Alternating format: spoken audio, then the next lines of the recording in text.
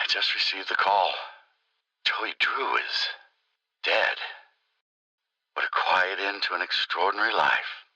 Last I heard, he was staying in some cramped apartment downtown. I could practically hear the rats through the telephone when he called me last April. In spite of that, old Joey sounded quite happy when last we spoke. More like the excited, hopeful young man I knew once upon a time. Well, farewell, my friend. What will become of your creations now? I'm ready for something different in my career. I've built steel companies from the ground up, dabbled in petroleum, even tried political office once. That Nathan Arch, they used to say. He's got the magic touch. But I'm hungry for a bit of fun, I think. Something both the masses and I can enjoy. My son suggested movies. Open a studio. Now, I love a good film as much as anyone, but the magic of animation, now there's something special. My old friend Joey knew the thrills of bringing characters to life. Rest his soul. Maybe with a bit of elbow grease and a small cash investment, I can resurrect the past. The papers are signed, the animation staff is hired, Archgate Pictures is open for business. As of 9 o'clock this morning, Bendy and all his little cartoon friends now belong to me. I'll admit it's strange owning a dear friend's legacy, but I think Joey would be content knowing it's safely in my hands. You just gotta believe, he used to say. He was such a showman. Well, I believe, Joey. I wholeheartedly believe. I haven't had much sleep the past few nights. I've been feeling something pulling at my mind. My thoughts fall to the Joey Drew exhibit we opened last week. Outside one or two of the artists, I don't think I've ever seen a single soul go inside. It's a shame how so many of us refuse to learn from the past. The past can give us our greatest lessons. But still, ever since we moved in Joey's old things, there's been a strange feeling around Archgate, like the ghosts of long ago are wandering about, calling out to me. I decided to go for a walk this morning. Took a little stroll down to the park. Enjoyed the warm sun for a while, found a quiet bench, even grabbed a hot dog. It's been ages since I've done that. Tessa would kill me if she knew I've been off my diet. When I got back to the office, I stopped by the animation department and said hello to the troops. My gosh, they're getting younger every day. Either that or I'm just getting older. It all made me realize time is moving on. The hard struggles don't seem as dire as they used to. Life has other value. I think I'll go home early today. Maybe I'll even pick up a hot dog for Tessa.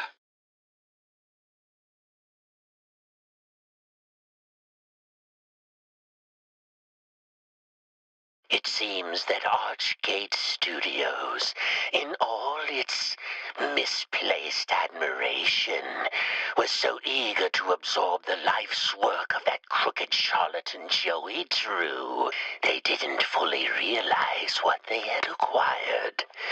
Call it fate that I just happened to be there on the loading dock that morning.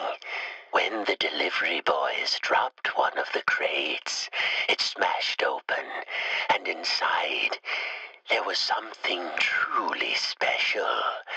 A mass of yellow steel and beautiful rivets. Some kind of machine. No one knew what it was, so the fools put it on display for all to see. But I could tell that this crude device held secrets. Secrets that could be mine. When I first entered this world, it was an untamed wilderness, a wretched, crawling slum ruled by that grinning demon. From chaos I brought order.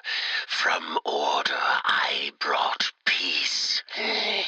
Once you cut the head from the snake bleeds out quietly onto the ground. Now, the only question that remains is, what if the head grows back? The machine speaks to me, revealing its many possibilities. What I can accomplish using its power is beyond any measure. Life and death can become a thing of the past.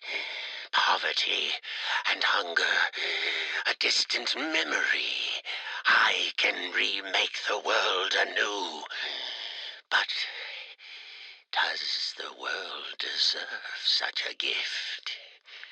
For now, I have bigger matters at hand. A man in a black coat came asking at the front desk about the machine.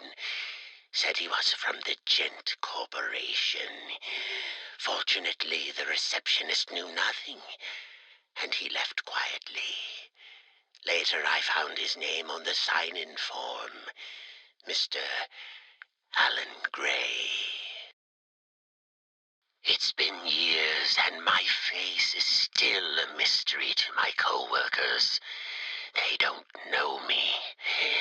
They avoid me, as if I carried some infectious disease.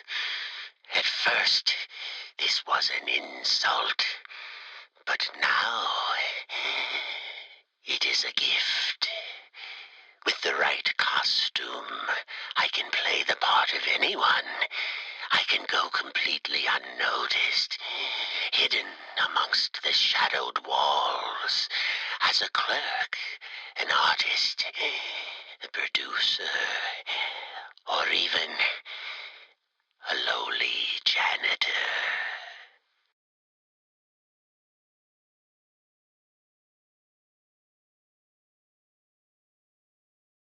Experiment 13. The ink demon is successfully sedated for transport.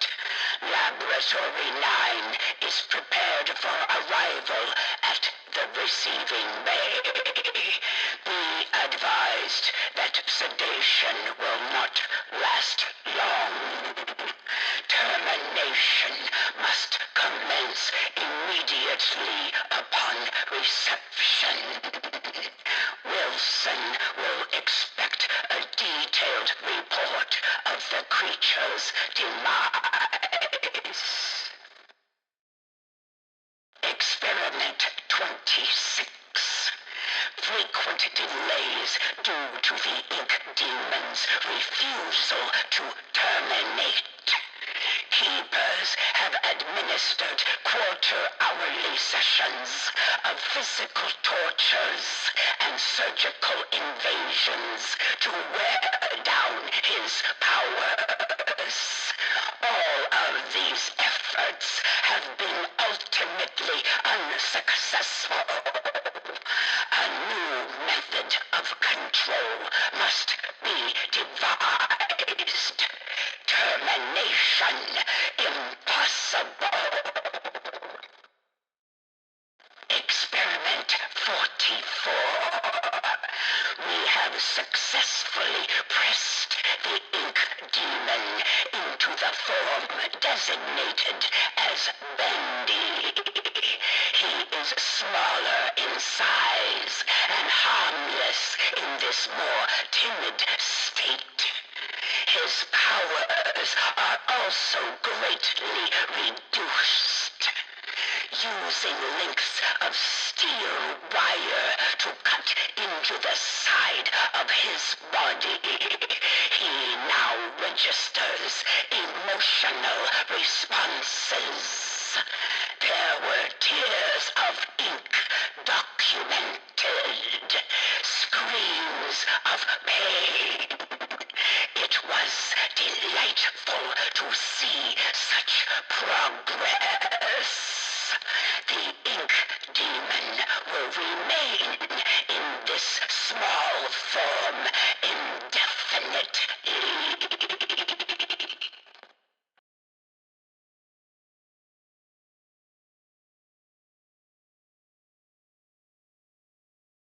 Well, Sean, you finally did it. You went and told the boss exactly what's up. It's time to move on, I said to him. This toy man's ready for a new adventure. I have to admit, he took it far better than I expected. Probably because a lot of other people be ditching this month as well. But I don't pay no mind to Mr. Drew. I ain't leaving because of that old windbag. No, I've seen far worse in my day, that's for sure. I'm hitting the road because it's time for Sean Flynn to see some open sky. Find myself a little cabin upstate. Somewhere the family and I can start anew. But before I go, I've made one last toy. A little parting present for the factory lads. Let's see how long it takes them to find it.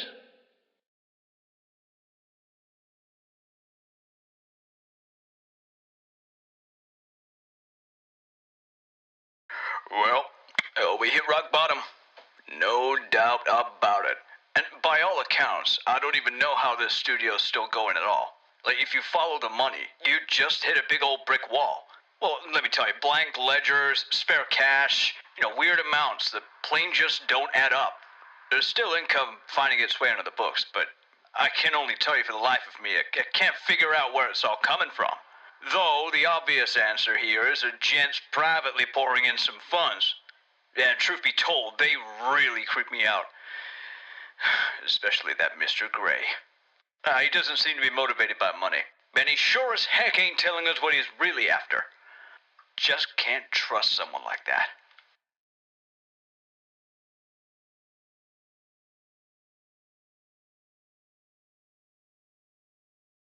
You gotta follow your inspirations when you're a musician. Stick to what you know works. But when they built the new studio buildings, they all but filled in my office down in the old sewers. Turns out, I've gotten so accustomed to working in those disgusting conditions that now if my office doesn't stink, the lyrics I write do. So when Jen started digging their massive utility shaft between their place and ours, I knew it'd be just the right spot for me to move in. Now I've got a song in my heart and a creative stench up my nose.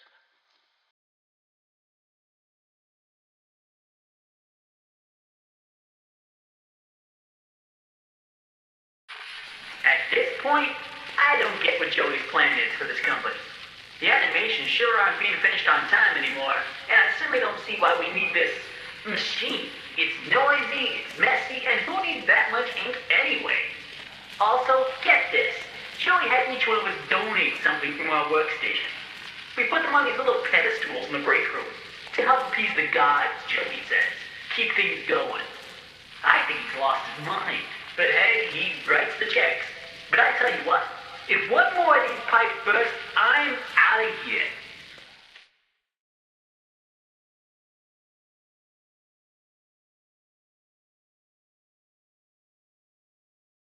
It's my first week in the job at the Gent workshop, and I can tell already that this is going to be interesting. Do you think you can lift this steel girder? They asked me with a smug smile. I didn't even bother to answer. I just picked the whole thing up with one hand. You should have seen the wee men drop their jaws. Aye. All in all, I've noticed this building just isn't built for someone my size. Every time I walk by the workshop shelves, all the tools fall to the floor. That, and I gotta bend down for every doorway in the place. Still, there are some positives to working here. I mean, take that new secretary. The shy wee one with the blonde locks. The one who follows around Mr. Gray. I'm pretty sure she's been giving me and my muscles the eye. But I ain't no smooth talker. A work-worn man such as myself ain't got no business with a woman that fine.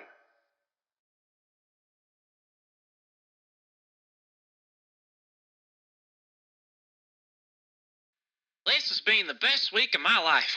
For once, we don't have Mr. Drew hanging over our shoulders. He ain't even stopped by at all. I'm turning out so many frames of animation, I can't even keep up with myself. Now, the only thing bothering me is that freak 2 desks over. Recent hire. Real weirdo. He keeps trying to show me some pictures he's been drawing. I tell you, this place has a curse.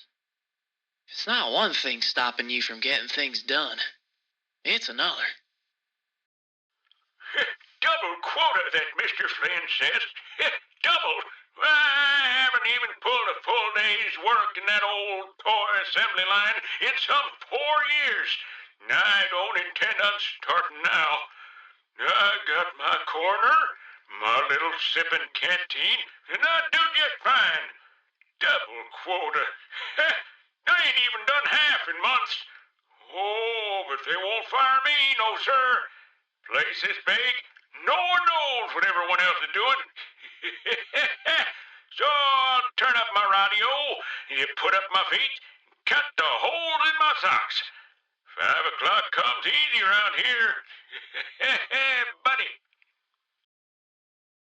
Yeah, so those Gent Corporation boys are kind of strange. Every time I come back to work, they put in even more of their pointless gadgets. Last week, they built some kind of, I don't know, electrical towers over near Animation Alley. This week, they added security codes for opening doors. Jeez, what kind of work do they think we do here anyways? Last I checked, we make toys and silly cartoons. This ain't Fort Knox, you know what I mean? Now, it's my job to look over these shipping invoices and remember a bunch of random numbers? Yeah, no freaking thank you. I'm just gonna record the door code here so I don't forget it. All right. The code is 451. 451. And if Mr. Drew or Mr. Gray asks, you didn't hear it from me, okay?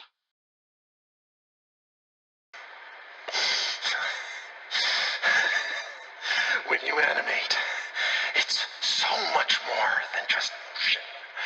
It's a way of life, an art, a passion. Each tiny movement is an emotional trigger to the audience. Get it wrong, and you will lose them. You must live the characters and to draw them. You must feel the motions in your mind. Act them out around your room. Today, I'm a clock, a dancing timekeeper. Tick-tock, tick-tock, tick-tock. Watch my movements. See my frames of animation. I have so many characters to animate yet. Thousands of frames to go. But for now, I'm just a clock. Tick-tock, tick-tock.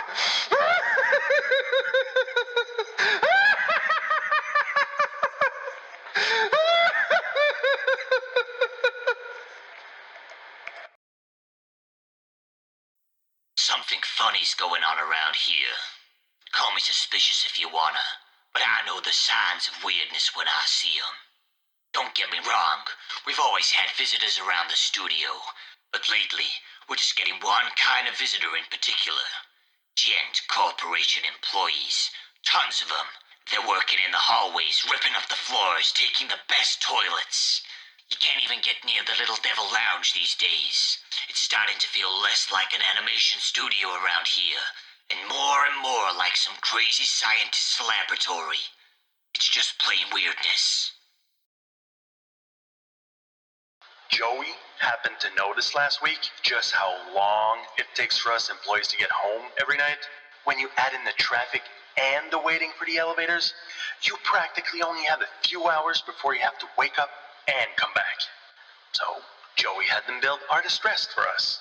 Now we never have to leave work again, Joey says. Well, I'll admit, it's become quite the hangout spot down here, almost like it's a own little district. But there's definitely some unsavory stuff going on too. Smoking, gambling, loud parties, you name it. At all hours of the night sometimes. For a place that's all about getting some shut-eye, there sure is a lot of noise around here. I don't like to ask questions. I believe everyone's got their own business. You hear something, you leave it alone. But when you spent as much time in and out of a jug as I have, you learn to keep your mouth shut about things, you know?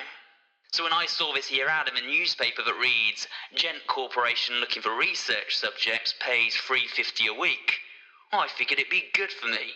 Easy money, right? With my record, you can't afford to be picky. It turns out something really wrong is going on in this place. I mean, I've seen dead people before, but here, death is like a way of life, a clockwork march. They wheel out the bodies, and they disappear down the chute. Forgotten men from the street, paid to die. $3.50 a week.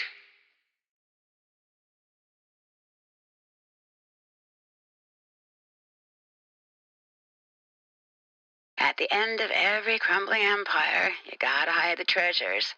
Mr. Cohen brought me in to catalog and secure some of Joey Drew's more special assets in places no one will ever find them. Sure, that sounds completely legal, right? Anyway, I'll be leaving some clues around so we can find them later. Just remember, this nonsense wasn't my idea. So, here's my first little hint. I finally found a use for those silly motivational posters here in the atrium offices. They're sure to make quite an impact. Oh, God, I can't believe I just said that. Good things always come in threes, they say. Bendy, Alice, and Boris. It just works. So when I showed my coworkers my design for a new fourth member of the Butcher Gang, you could almost hear the disgust at the lunch table. A ghost girl, they said? No one's gonna get it. They just laughed at my drawings, crumpled them up like trash. But I'll get Mr. Drew on my side. He'll understand. He's got to. Carly will join the Butcher Gang, and she'll be beloved by all. One way or another, I'll bring Carly to life. I'm a fan of darkness. It just appeals to me. As old Norman would often say, people really become themselves when they're hidden in shadow. That creepy guy always had a story to tell about this place. But I think I found a few narrow passages even he didn't know about. I can watch, I can listen, I can even steal, and no one ever sees me. I'm just a ghost living in the walls, peering from the darkness.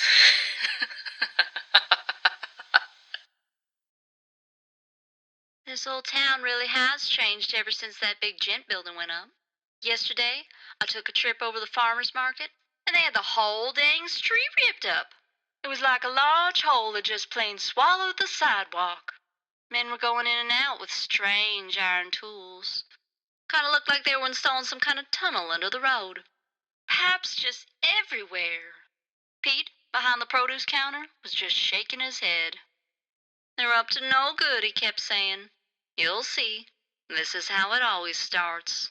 Think old Pete might be right. But I don't like to dismiss people just on rumors. Only time will tell, I suppose.